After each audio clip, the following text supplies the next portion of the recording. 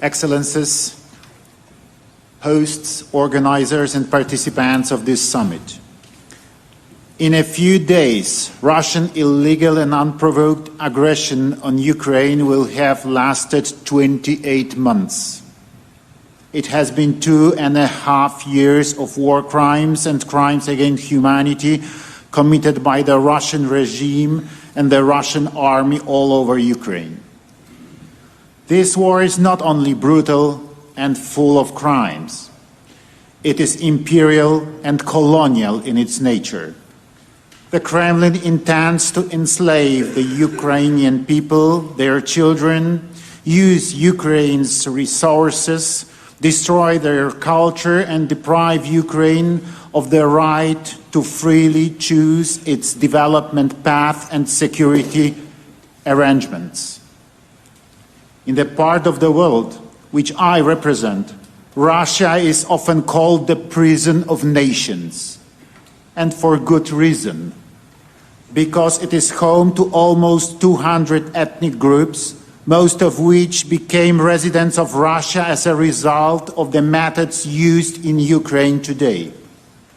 Russia remains the largest colonial empire in a world which, unlike European powers, has never undergone the process of decolonization and has never been able to deal with the demons of its past.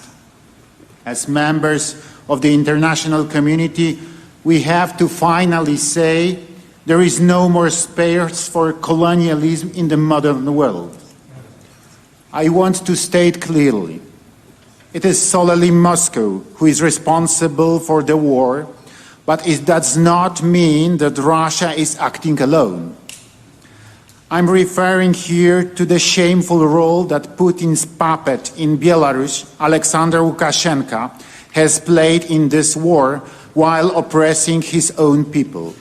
I want to remind everyone that not only did he allow the Russian army to attack Ukraine from the territory of Belarus, but he also initiated a series of hybrid attacks against the Baltic states and Poland's eastern borders, attacks which have lasted for 3 years.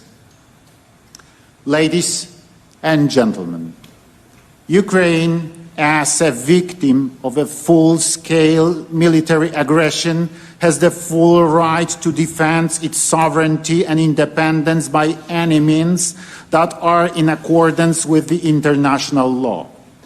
And it is the obligation of the entire international society to spare no efforts in supporting Kyiv in its struggles. The peace agreement that will eventually be worked out has to ensure the sovereignty of Ukraine, full practical capabilities to defend its independence, as well as free and unimpeded right to shape its internal and foreign policies without Moscow's influence. Excellencies, the road to achieving lasting peace will be long and full of challenges. I appreciate the decision of organizers of this event to focus on less controversial issues. I hope that the progress made in those areas will allow us to further pressure the Kremlin to stop the aggression and withdraw its forces from Ukraine in its internationally recognized borders. The success of this initiative depends on bringing on board a vast representation of UN members and supporting the UN Charter. Only with broad international support and comprehensive consultations can we work out a basis for the future peace agreement. This also could and should serve as a universal basis for peace agreements in other conflicts. Thank you.